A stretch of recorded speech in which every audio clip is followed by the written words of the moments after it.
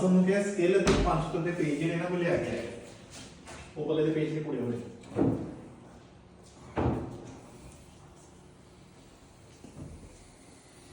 ਗਲੋ ਲਾ ਦੇਣਾ